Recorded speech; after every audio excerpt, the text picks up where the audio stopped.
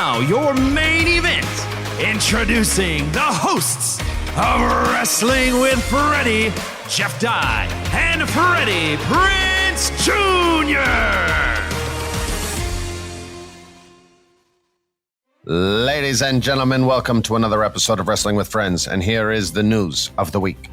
Tony Khan speaks about AEW All In. Ticket sales, around 70,000, sold for about $9 million for one show in London at Wembley Stadium. It looks like they will open up more seats as well. The current setup is close to 88,000 asses in seats. In WWE news, they may be serious about going to London as well, as John Cena discussed bringing WrestleMania to the United Kingdom. In independent wrestling news, the premier streaming network is having its first Showcase Championship match September 9th in Metuchen, New Jersey. But more on that tomorrow, right here on Wrestling with Friends. Good evening and good night. Wait, what is it? Oh, yeah, I forgot. I always forget. It's at this point, it's no longer forgetting. It's your thing to not it's do. It's been deleted. Delete. What up, dude? How are you, sir? I'm feeling good. I got to talk to Tony Khan about how to move tickets. You know, that's what I need to talk to him about. How do I do that? You got to have some badass wrestlers open up for you. Yeah, I got to bring out CM Punk to open up my shows or something. I don't know how to. Yeah, have him wrestle. I don't know, someone in the crowd. Oh, that'd be awesome. Each night. Tonight only, CM Punk wrestles anybody. Jeff Dye does comedy. And Jeff Dye. And at the end, CM Punk's gonna put you through a table. That's a good. That moves some tickets. Yeah, you'd sell 88,000 a show. I just got to get CM Punk to agree. How you feeling, brother? I think you will. I feel good, man. I feel good. I'm done missing the movie that I did. I missed it for like 2 weeks. I couldn't even read the note that the director wrote me because I was like, once I read it, I know it's over. And so it took me about 2 weeks. Then I finally read it and it was very nice. So I'm feeling good. And I'm getting ready to go on vacation with the family. I'm going to take them on a little vacay out of the country. It'll be the children's first time. So I'm excited for that. Nice. And I'm excited for the world of wrestling, Jeff. Me too. Because every week, even if there's bad crap, there's at least one good thing that makes me love wrestling. And we got much more than one this week. What about you, sir? What say you?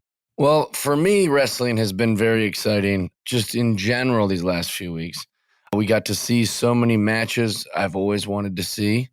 You know, I got to see Jon Moxley beat the brakes off of Kenny Omega in a barbed wire match. I got to see finally Sting and Darby Allin fight each other. You know, they're all angry. I'm, of course, speaking about AEW's Fight Forever. The video game is out. And I get to make all the little matches I want. Like, I'm God, you know? Like, I get to be Tony Khan, except taller and cooler and handsomer. It's been very, very exciting. I've waited for this THQ game to come out forever. I've talked about it on this podcast. I was so excited for it to come out. I've waited. I knew that this is the only game in modern times that I was able to pick it up and immediately be good because they didn't change any of the controls. I'm a big fan. You've been playing it also. Yes, I have. If we ever do merch, our t-shirt should say taller, cooler, and handsomer. That's the greatest self-compliment ever. I really like the game a lot. I have created my own wrestler. Have you created your own wrestler? No, I haven't had enough time to create a wrestler. Oh, it's the character creation is great. I created Freddie Prinze Jr. He's a luchador. Also, when I said that I don't have time, it's not like I'm too busy. I just haven't been home. That's the thing. I don't travel with my, console. I will create a wrestler.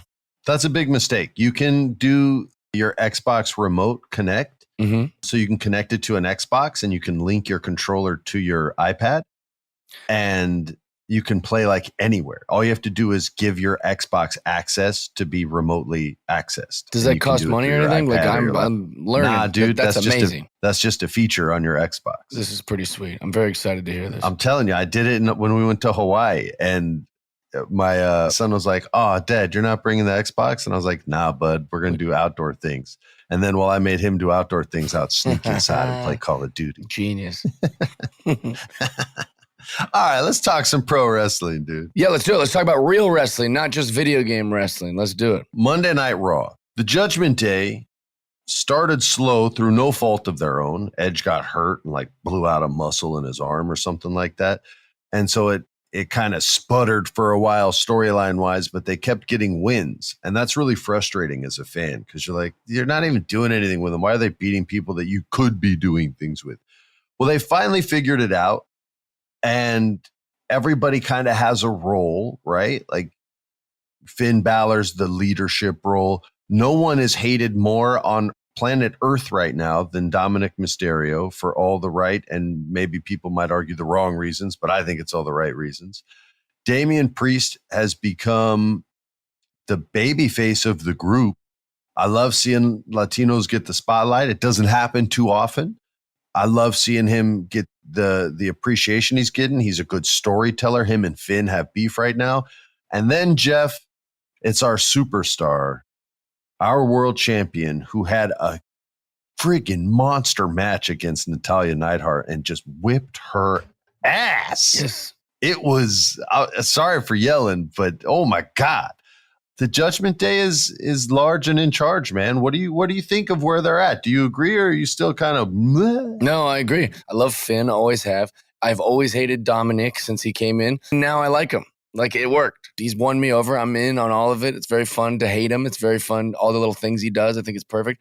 And Rhea Ripley, she's been a superstar on this podcast. We've talked about it a million times. She's easily the best since Charlotte Flair when it comes to women. And what's the secret cup between Charlotte Flair and Rhea Ripley? What do they have in common? What's the thing? They're both giants. Tell them. Giants. They're big. They're strong. They throw girls around because they're big and strong. And it goes to the Jeff Dye formula. Be a monster. Be huge, and you will succeed. We're witnessing it with the women. Shout out to Raquel Gonzalez out there, the biggest dope and baddest of them all. Once she gets the mic stuff figured out, y'all better watch out. All right, so the show starts, Money in the Bank recap video package, because we don't want to wrestle. So we're going to do thousands and thousands of video packages because we think that's better than professional wrestling. I don't know why, but they do a lot of them. And this week was no exception, even a few more. But we get blessed by the presence of Seth Rollins, who, hard as he may try to get me to hate him through the laugh and through the clothing and some of the hair choices, tough, as Richard Pryor once said, tough titties. He came and saved the show, came out there and he starts talking. And of course, he gets interrupted by his last great rival, Mr. Cody Rhodes. Codalicious comes out. And Jeff, what looked like was going to be some beef between the two of them turned into what I think you probably thought was the greatest moment in the segment, because out came Brock Lesnar and Cody Rhodes is like, screw this, shirt off, runs in, or jacket off, runs out, goes to fight him. Brock Lesnar's like, yo, let me remind you, I was in the UFC, bitch. Bow, bow, and just starts beating his ass for real, tossing Cody all over and kicking the shit out of him, and then throws him off the ropes, and Cody bounces off, jumps off, flies in the air, blah, blah, Cody Cutter, you suck it, boom. And it was awesome, and I loved it. And I know you had to pop big for this because I know you love Big Brock. I did. It was amazing. And also, like, I don't think I'll ever get tired of them just interrupting and beating up. It's obviously just a staple in wrestling, but like nobody can get through any segments. You know, you can't get through a single sentence. You try to do it, and it's like someone's music hits, and I like that he didn't come in and say nothing, just came in and beat some ass. I was very, very happy about it.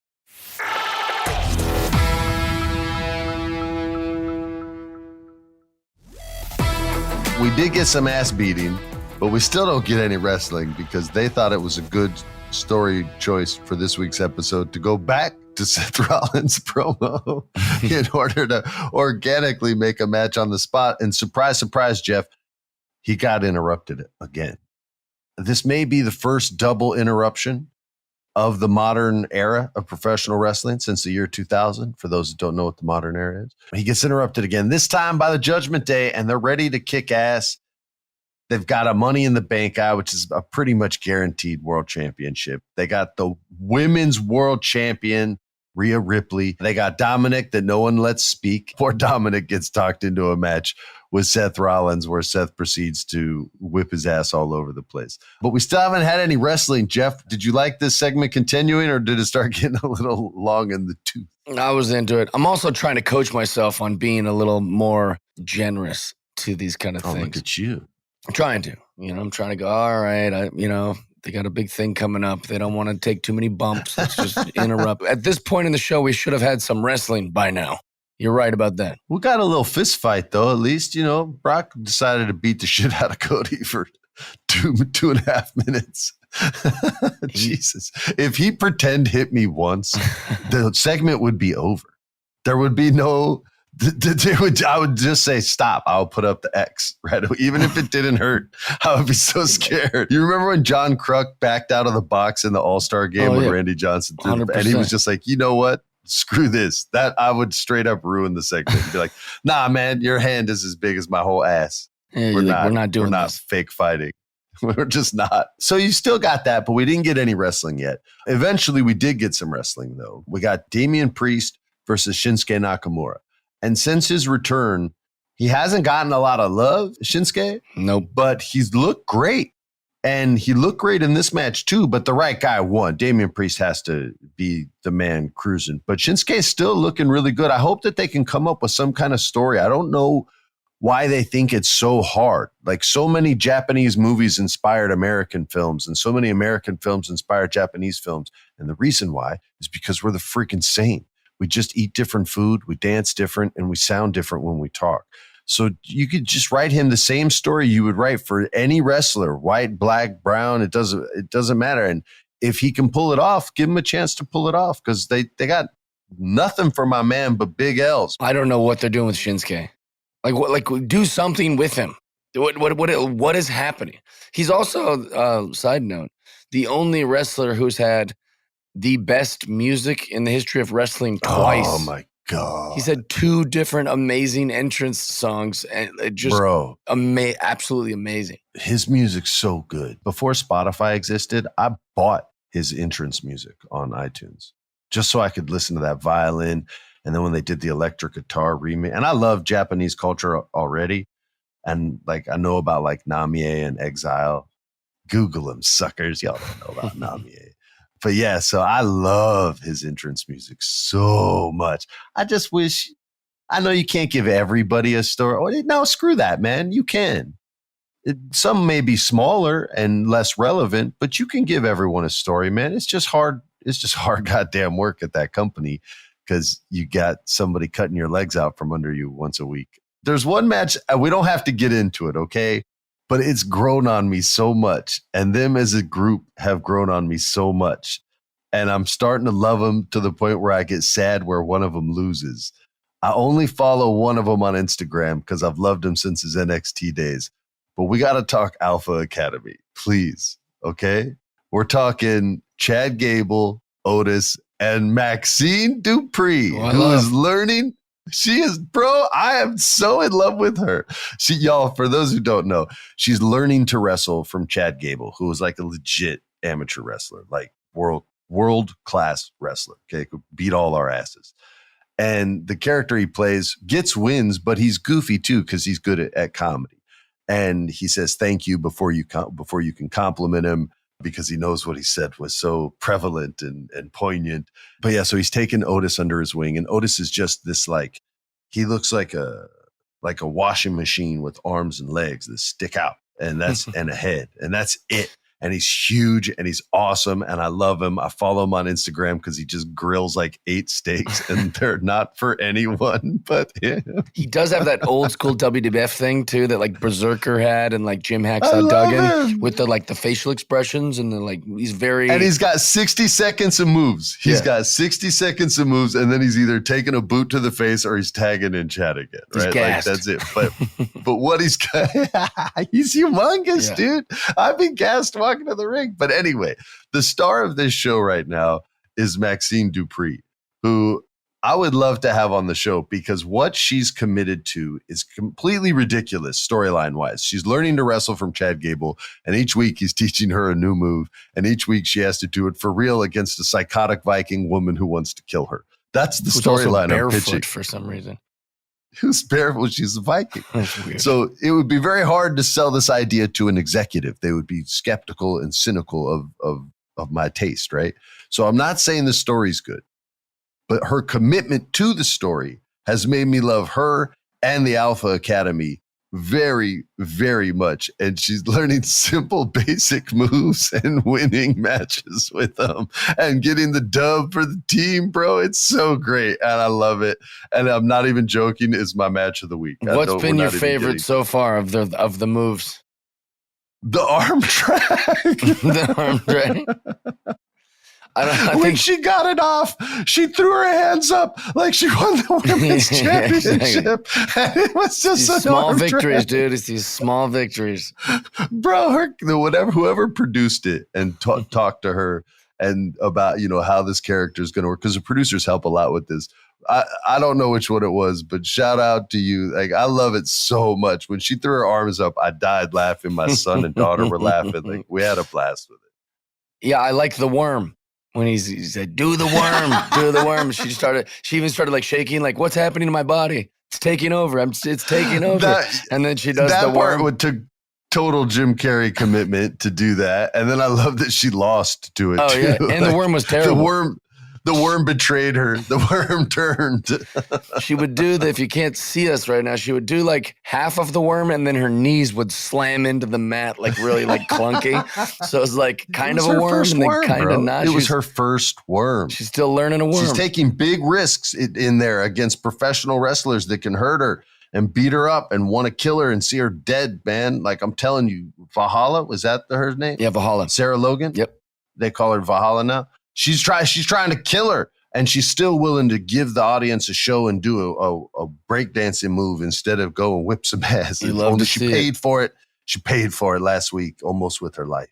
I don't like the barefoot wrestling, by the way, from Valhalla. I don't like it. I haven't liked barefoot. I think the Kamala, it made sense. So Kamala was barefoot, but I don't like Matt Riddle. I don't like Matt Riddle barefoot either. It just, for whatever reason, it doesn't look. Maybe because my eyes are so used to like wrestling boots. Like the knee pad and the wrestling boots, like it just that I associate those in my brain. But whenever someone's out there barefoot, I'm like, what are they doing?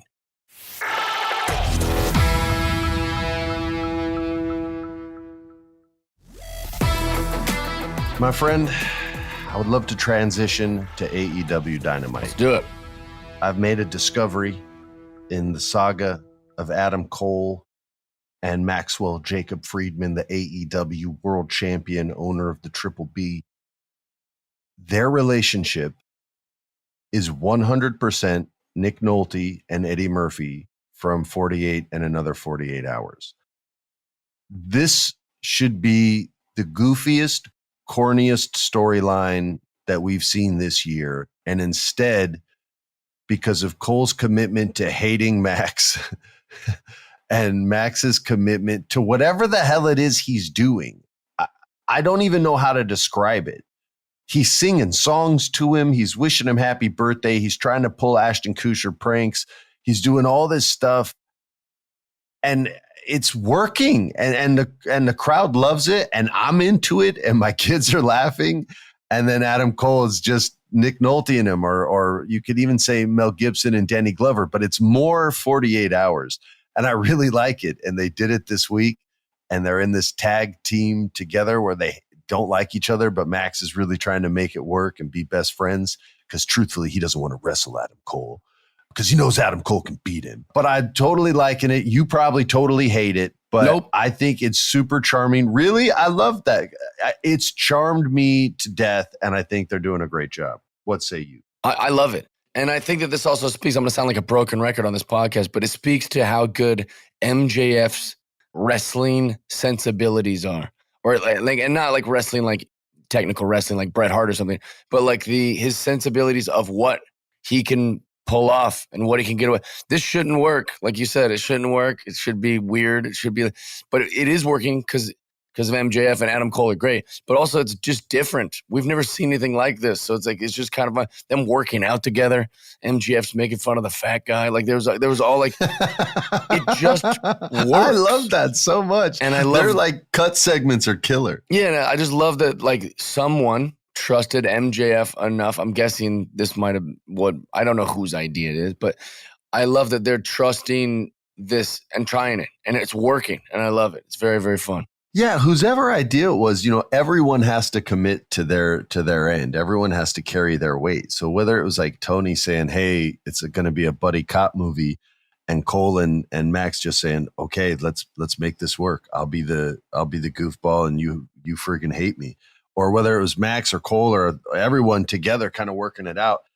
Everybody has to be perfect in this. And you can see Cole allow Max to wear him down a little. And then he snaps it back up and it's like, no, F you. It's been perfect, man. I really dig it. I'm glad their story didn't get buried by that CM Punk promo when he first made his comeback. And I like where it's going. It has a very different feel. And every one of Max's storylines have been so different from the last. He's shown a ton of range. I think that's why his skill continues to develop as quickly as it does, because he's constantly challenging himself. Dude singing Broadway tunes on a professional wrestling show, singing happy birthday to his new best bud, and then he's taking his face into the cake when Adam Cole fakes him out. Then Adam Cole thanks him. This is a little side note. If you're listening at home, kids or adults, when you put someone's face through a cake, like that's a dangerous bump. Tell them. You might not know this. There's candles. There's things that are in cakes. There's things that some cakes need sticks to make them keep their structural integrity. So when you push someone's head in it, be very careful. These candles can get you in the eye. I saw it once on some YouTube video. And since then, every time I see someone take a face in the cake, I'm always like, oh gosh, is the candle going to get them? Is the stick going to get them? So just something to think about, something to be cautious about. Just me helping out the world. Yeah, always better to smash a face in a pie. Yeah, always pie. Better to take. That's why the old saying is a pie in the face, not a cake in the face. That's right. Because pie, you just get smooshed in there. Now, there is a danger with that as well. If it just came out of the oven, could be hot, and you weren't aware of it, and you're trying to trick your little brother. Pow, pow, that's a 3rd-degree burn. As soon as his face hits it, he's going to come out screaming. It's apple pie, so it's sticky, so it's continuing to burn. And that punishment's on you. That's your grounding. That's not his. That's your grounding, and you're going to feel like crap. So make sure it's a cold pie, like a key lime pie. Or it's best just go with a pie tin with a bunch of whipped cream. You know, that looks good. Revenge of the Nerd style, yeah. It's got a great reaction. You didn't waste a pie. You didn't waste a nice cake. It's pretty cheap. It looks good, gets the same effect. That's clown school 101 stuff, you know? No candles in that, and the shaving cream.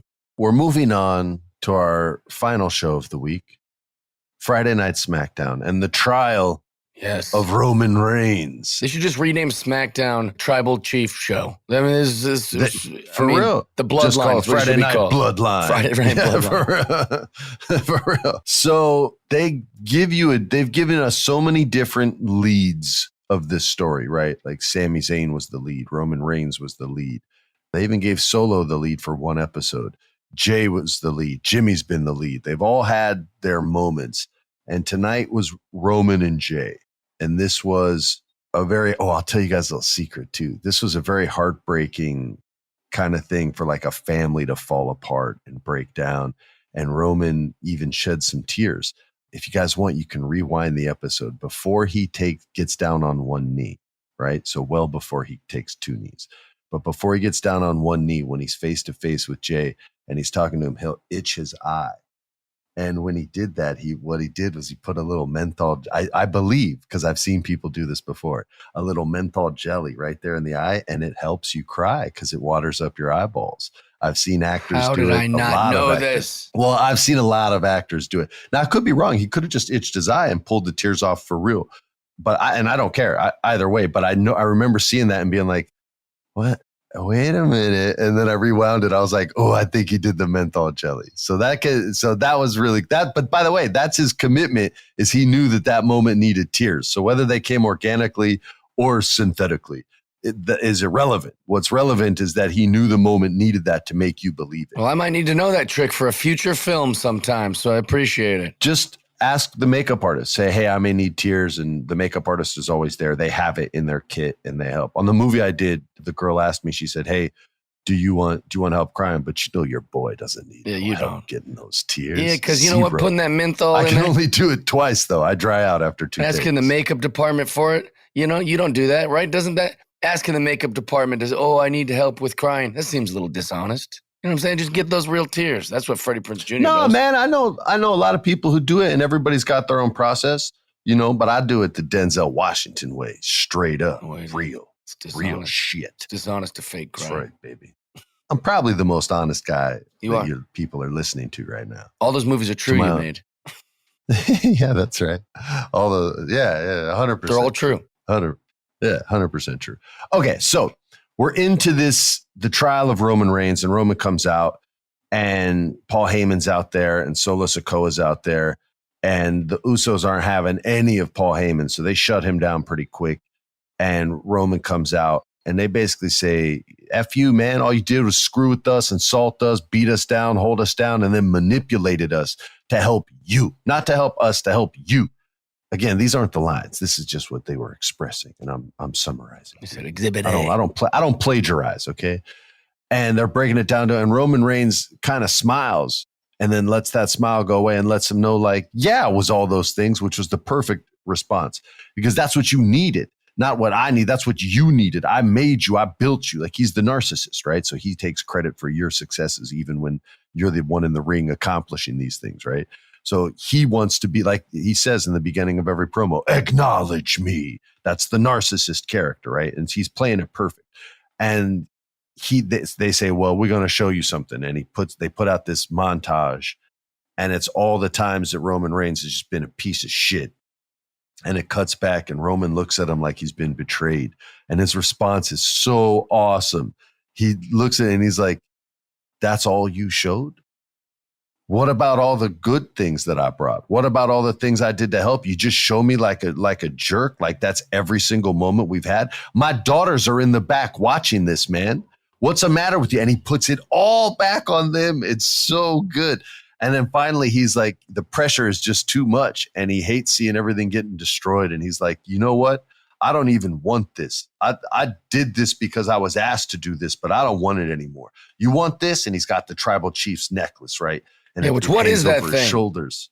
That's the tribal chief necklace, man. It's power. That's a powerful necklace. I just thought like Roman was the tribal chief and he wore that. I didn't know that was part of like, oh, look, whoever wears it's like this. a crown, bro. It's like a crown. You got a necklace full of peppers, and now all of a sudden you're that's Samoan magic, dude. You don't want to. It's like voodoo. You don't even want to talk bad about it. When Solo was picking it up, it was like the Lord of the Rings ring. He's like looking at it like, that's right. He felt the power, is too powerful. I can't. So Roman's willing to give it up. He even takes his championship belt off and sets it down. I don't need this. I don't want this. I don't need any of it. Need, he says, a lot more than want, which is more than what a narcissist would say. I don't need, if you're in a relationship and they say a lot like, I don't need you, you need me. You're with a narcissist. Get the hell out of that relationship. It's not going to end well. End it on your terms. But he continues that. So that's huge commitment to character. Yeah, we don't compliment Roman enough. So sorry for blowing smoke up his ass, but this is like the second time we've ever done it. Yeah. So he's just killing it. And then he says, is this what you want? Is this what you want? You want this responsibility? You think you can handle this? Then you can take it, man. I hate breaking everybody's hearts. Let's see how you deal with it. And he gets down on one knee, and then he's on both knees. And then he looks up, and the tears start dropping, and he's crying. And it might have been for real, man, because there's enough time between the eye swipe and him getting down there that the tears probably should have come even sooner. Maybe. I don't know. You guys, somebody who's better at analyzing footage can do it. But either way, this is just such a gangster moment. And he's on both knees in front of Jey Uso, just saying, like, I acknowledge you, my tribal chief. And Jey Uso's like, holy shit. And Paul Heyman's like, holy shit, I'm about to lose my job. And Solo Sikoa's like, I'm not showing anybody any emotion. And then out of nowhere, right in the balls. And Roman just nails him right between the legs. And that moment is over. And it was such an awesome. Again, there wasn't much wrestling in WWE this week, but the scripted stuff was really, really good, really effective. I loved this segment. What about you, dude? I loved it. I thought it was great. We're not getting a lot of Paul Heyman lately. Also, I was gonna ask you and our fearless producer leader, Alex, but I was like, I'll just ask during the episode. I'll risk sounding like a stupid idiot again and just ask you on the podcast. When he left in the ambulance, was that real or not? Is he not okay? Real. Okay, it's not real. It's part of the show. Good. No, Okay, good. Part of the show. They always have ambulances there for when they're going to do an ambulance spot, and it's written in the break. I feel like I'm the only one who doesn't know anymore what's real and fake all the time. Getting all these YouTube I guys. bet someone listening just was afraid to ask their bros, and good. they just learned too, thanks to you and your sacrifice. He's okay then. That's what in real life he's okay. The show continues. That's good to hear. One thing I thought that was interesting, I was going to make this my hot tag of the week, but I'll just do it now, is that we in wrestling, and for people that just love you and don't, they listen because they love you and they don't know a lot about wrestling. There's this idea to put someone over. Like that's a term for like, oh, we're gonna give this guy a big push. We're gonna make him a star. We're gonna kind of pass the torch to him. You'd think you have to kind of lose. That's what everyone thinks. You have a match with a wrestler that you want to see do well, and you lose to him, which makes him look like a champion or victorious. And they call that putting over, right? Well, this is the most interesting way I've ever seen wrestling put a guy over. Not like letting Solo Sikoa, beat AJ Styles or bury a bunch of jobbers. He didn't have to have some wrestler lose to him for us to be like this. Each week they're building the fame and the notoriety and the power of Solo Sikoa.